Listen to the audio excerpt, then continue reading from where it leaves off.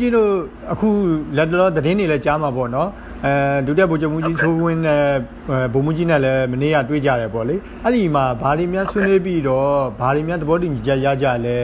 ခြားတော့မရှိပါဘူးကျွန်တော်တို့ဒီဘောတမတော်နဲ့ပူပေါင်းလာတာနှစ်30လောက်ရှိပြီးဆက်လက်ပြီးတော့ဘောနော်ပူပေါင်းခြေလက်စံတာမရှိတဲ့အကြောင်းပူပေါင်းကျွန်တော်ပြင်ပြန်လက်တက်ခဲ့ရတဲ့အကြောင်းအဲ့ဒီအကြောင်းတွေပဲကျွန်တော်ဆွေးနွေးကြပါတယ်ဟုတ်ကဲ့ဒါဆိုရင်အခုလက်ရှိရောဘယ်လိုဆုံးဖြတ်ချက်ချကြလဲဗျတက်မတော်နဲ့မပူပေါင်းတော့ဘူးလားဆက်လက်ပြီးတော့ပူပေါင်းဖို့သဘောတူညီချက်ရကြလားဗျကျွန်တော်တို့ကတော့ဘောဒီ73ရက်နေ့ကျွန်တော်တို့ဘောနော်ဒီရဲ့ကောင်းဆောင်များအစည်းအဝေးဆုံးဖြတ်ချက်တန်းပဲကျွန်တော်တို့အားလုံးဆုံးဖြတ်ပြီးပြီလေပူပေါင်းဖို့တော့လောကဘောကျွန်တော်တို့မပူပေါင်းတော့ပါဘူးအဲ့ဒါကိုကျွန်တော်တို့လည်းအားလုံးစီဝေးဆုံးဖြတ်ချက်တန်းပဲတကယ်ရများကျွန်တော်တို့မပူပေါင်းတော့ဘူးကျွန်တော်တို့ပုံမှာကြောင်စားလိုက်တော့ကျွန်တော်ကတော့ဘောတူတူတော့ပြန်လို့ရမှာပေါ့ဒါဆိုမပူပေါင်းတော့ဘူးဆိုတာကဗိုလ်မှူးကြီးတို့ကကရင်ပြည်နယ်နယ်ကြားဆောင်တက် BGF အနေနဲ့ပဲတီးတန့်ရက်တီမှာလားဒါမှမဟုတ်တခြားသောအဖွဲ့တွေနဲ့ပူးပေါင်းမှာလားဖွဲ့ထက်တယ်ဆိုတဲ့အနေထားလားဘယ်လိုမျိုးလဲဗျရှင်းရှင်းလင်းလင်းသိဖို့ဆိုရင်ဘယ်လိုနားလည်လို့ရလဲအဲ့ဒါကြတော့ကျွန်တော်မပြောနိုင်သေးဘူးကျွန်တော်တူတရားအနေနဲ့လည်းစုံဖြတ်တာလည်းမဟုတ်ဘူးကျွန်တော်တို့ကတမတော်နဲ့မပူပေါင်းတော့ဘူးဆိုတာလည်းလက်အောက်နေသားတွေစန္ဒသဘောဖြစ်နေလို့ကျွန်တော်တို့ကအဲ့ဒီလက်အောက်နေသားရဲ့စန္ဒတန်ကိုဆက်လက်ပြီးတော့ပူပေါင်းမှုတော့မလုပ်တော့ပါဘူးတမတော်ရဲ့ပံ့ပိုးရခလက်စာတွေကျွန်တော်ဆက်လက်ယူအောင်မယ်ဆိုတော့တမတော်ရဲ့ဘောခံတဲ့အလုပ်တော့လုပ်ရမယ်ခံတဲ့လုပ်ရမယ်ဆိုရင်ကျွန်တော်ပြင်ချင်းလည်းတက်တိုက်အောင်မယ်ဒါတွေကျွန်တော်ပြင်ချင်းပွဲရတာတော့90ခုနဲ့ဆိုတော့ဒီ30ဝန်ကျင်တော့ရှိပြီဆိုတော့လက်အောက်နဲ့သားတွေတင်ပြလာတဲ့ပုံမှာကျွန်တော်တို့ကောင်းတဲ့အားလုံးကိုဒါစုံဖြတ်သိတဲ့စုံဖြတ်ချက်ခုပဲလို့ကျွန်တော်တို့အဲ့ဒါပဲစုံဖြတ်လိုက်တာပါဟုတ်ဒါဆိုကျွန်တော်တို့အခုကြားတာပေါ့လေဗိုလ်မှူးကြီးတို့ကအချက်5ချက်တောင်းဆိုတယ်အဲ့ဒီမှာ3ချက်ရတယ်2ချက်ကအထက်ကိုပြန်တင်ပြအောင်မယ်ဆိုပြီးတော့အချိန်တွေသိရတယ်လေအဲ့ဒီတော့ဘာချက်တွေများရကြလဲဘာချက်တွေကနည်းနည်းလေးအဟံတားဖြစ်နေသေးရလဲဗျရကြတဲ့အချက်ကတော့မဟုတ်ပါဘူးသူကကြာလူရခံနေပြောတာကျွန်တော်တို့လည်းဘောဒီယာဒုကိစ္စတွေကဘောအရင်ကလည်းကျွန်တော်တို့ပြောပါတယ်သူတို့လည်းဘောဒီတနိုင်ငံလုံးတန်းတာတမတော်ရဲ့မီစီကအရာအဲ့ဒါတွေကျွန်တော်တို့ကစာအုပ်ကြီးနဲ့ချက်ပြပြီးတော့အဲ့ဒါပဲဘောသိစုံမှုပြီးသွားတာပဲ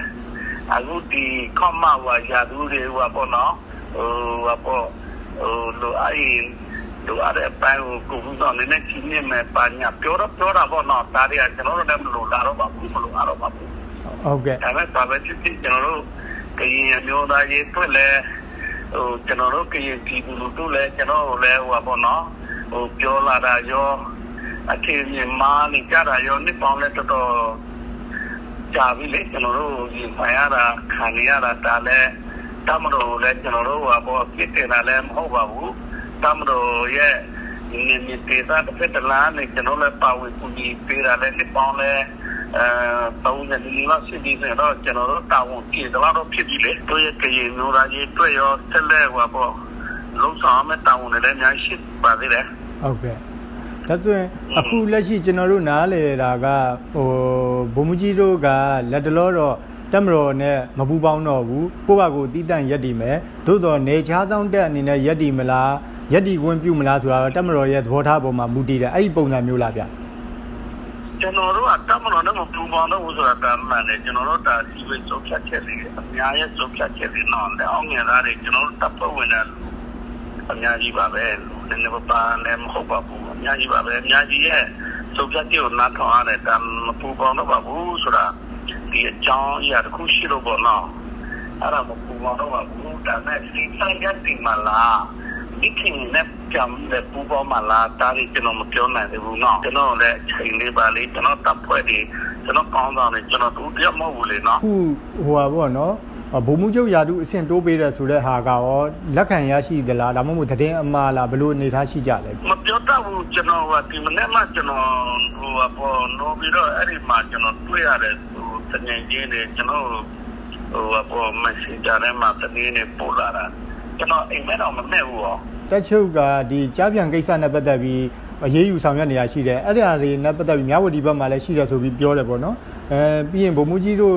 အဖွဲ့အစည်းကလည်းဒါတွေနဲ့ပတ်သက်ဆက်နေတယ်ဆိုပြီးတော့ဆွဆွဲကြရည်လည်းရှိတော့ဒါတွေနဲ့ပတ်သက်ပြီးမကြေမလည်မှုတွေဖြစ်ကြတာလားမဟုတ်ပါဘူးဒါ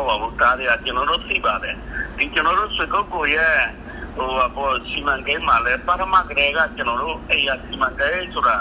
ကျွန်တော်တို့ပေါ်ရတဲ့ကုမ္ပဏီနဲ့ကျွန်တော်သဘောတူရတာရှိပါတယ်နောက်ပိုင်းမှာအဲ့ဒီနောက်ဆက်တွဲဒီonline ကိစ္စနဲ့ပတ်သက်လာတဲ့ကျွန်တော်လည်းလက်မခံပါဘူးကျွန်တော်လည်းပြန်ပြီးတော့ဝင်လည်းကျွန်တော်ပေးမဝင်တော့ပါဘူးအထွက်နဲ့ပဲအခုကျွန်တော်တို့ပုံမှန်လည်းလည်းမရှိတော့ပါဘူးအခုကျွန်တော်ပြန်ပို့ဖို့လည်းမနေ့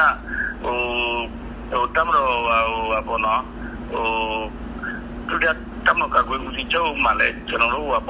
ပြန်ပို့ဖို့လည်းလူထောင်ကျော်ရှိပါတယ်အခုရှိသေးပဲပို့နော်ဟုတ်ကဲ့နောက်ဆုံးပေါ့လေဗိုလ်မှူးကြီးအနေနဲ့တမတော်ဘက်ကဘယ်လိုပုံစံမျိုး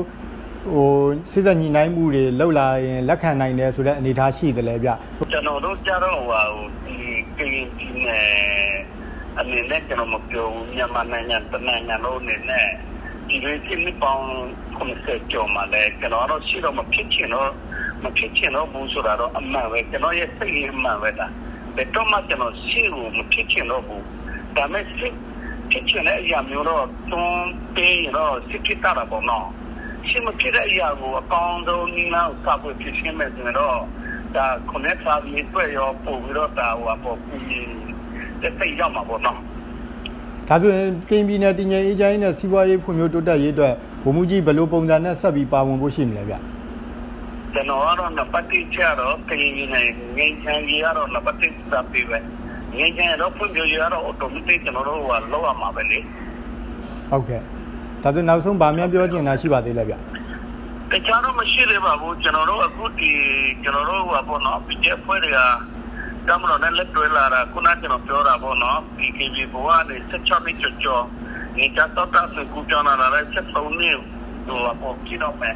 ဒါတွေကျွန်တော်တို့ပေါ့နော်ဒီလက်တွဲလာတဲ့ဒီကိုခင်မမှုတော့အပြည့်ဝရှိပါတယ်ကျွန်တော်ညီထဲမှာဒါတော့ပေါ့နံပါတ်1တော့ပြင်နေတာတော့ရှင်းနေထမ်းမလောဘူးတော့တမ်းလို့ကြီးပြတ်မှလည်းပေါ့ကျွန်တော်ထင်တာပေါ့နော်ဘုရားတောင်းပေါ့စစ်ဆုံးဖြစ်မှာပေါ့နော်ဟုတ်ကဲ့ပါဗိုလ်မှူးကြီးဟုတ်ကဲ့အခုလိုချိန်ပေးရတဲ့အတွက်ကျေးဇူးအများကြီးတင်ပါတယ်နော်ဗိုလ်မှူးကြီးဟုတ်ကဲ့ပါကျေးဇူးပါဟုတ်ကဲ့ပါ